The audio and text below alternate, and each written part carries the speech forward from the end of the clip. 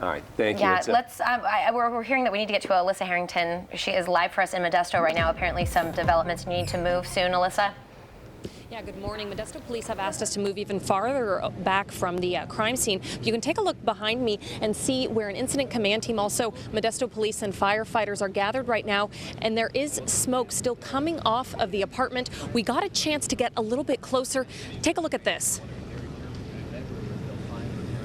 We're getting a closer look at the suspect's apartment destroyed by the fire. You can see it's really just a shell of itself now, smoke smoldering off of the building.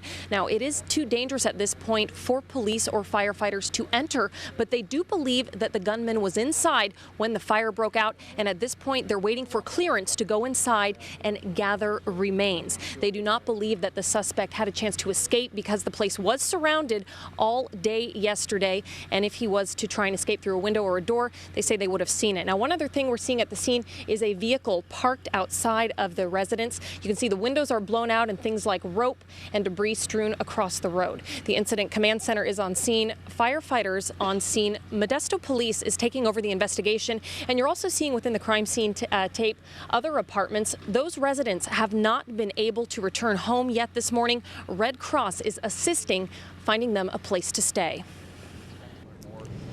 And what you're looking at right now is one of those residents trying to go back inside her home. She's in a bathrobe and slippers, so you can just imagine yesterday when they were evacuated, some people had just moments to get out of here. It was a very dangerous situation. And just to recap what happened, at around 11 o'clock yesterday, 2 Stanislaus County Sheriff's deputies and a locksmith arrived at this apartment to serve an eviction notice.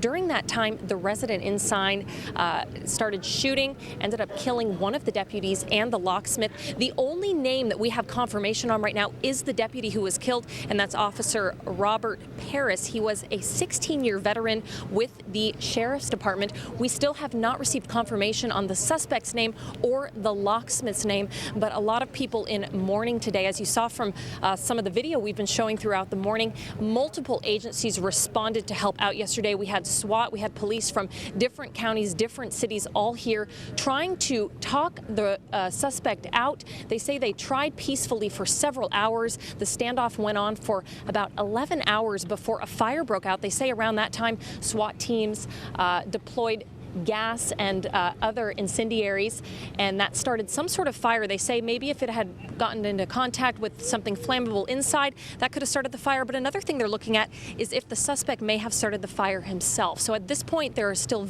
a lot of unanswered questions. They're waiting for clearance to go inside, see if that body is there, identify the suspect, and of course, they're still trying to find a motive. The only one we know at this time is that he was upset. He was being evicted. Back to you. Elissa, it seems to me one of the unanswered questions is what's up with the Suburban out front with the windows blown Absolutely. out? I mean, is that because of gunplay, or they haven't given us any explanation of that so far, correct?